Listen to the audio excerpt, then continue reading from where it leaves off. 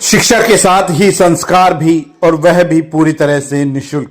जी हाँ, सेवा भारती हरियाणा प्रदेश की रेवाड़ी इकाई की ओर से ऐसा ही एक अनूठा शिक्षण संस्थान शहर के मोहल्ला नई आबादी में चलाया जा रहा है। बीते 35 सालों से चल रहे इस शिक्षण संस्थान में वह बच्चे पढ़ते हैं जिनके माता पिता सुबह मजदूरी पर निकल जाते हैं और उन्हें घर पर अकेला छोड़ देते हैं। ऐसे बच्चों को ढूंढ ढूंढ कर पाठशाला तक पहुंचाना और उन्हें अक्षर ज्ञान देना सेवा भारती का लक्ष्य बना हुआ है। सैकड़ों बच्चों को अभी तक शिक्षित कर मुख्यधारा में शामिल किया जा चुका है और यह प्रयास अनवरत जारी है। वर्तमान में भी 55 बच्चे इस विद्यालय में न सिर्फ पढ़ रहे हैं बल्कि मंत्र उच्चारण हो या राष्ट्रभक्ति के गीत इनको कंठस्थ याद है। शिक्षा की ऐसी पौध अगर हर संगठन लगाने लगे तो निरक्षरता का दाग कहीं नजर ही नहीं आएगा। सेवा भारती हरियाणा प्रदेश रजिस्टर्ड के नाम से ये विद्यालय चलता है बाल संस्कार के रूप में, और करीब 35 साल से ये संस्कार दिए जा रहे हैं। और इसमें करीब कभी कभी 80 बच्चे भी हो जाते हैं, कभी कभी 60 भी हो जाते हैं, अब 55 के बच्चे।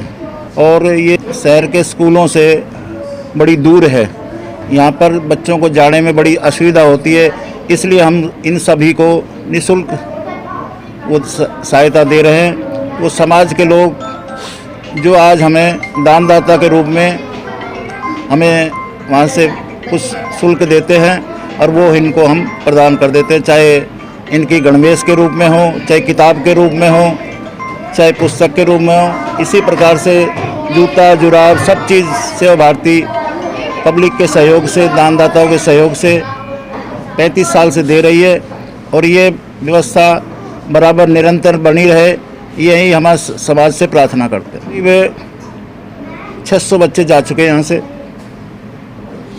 और 35 साल हो गए।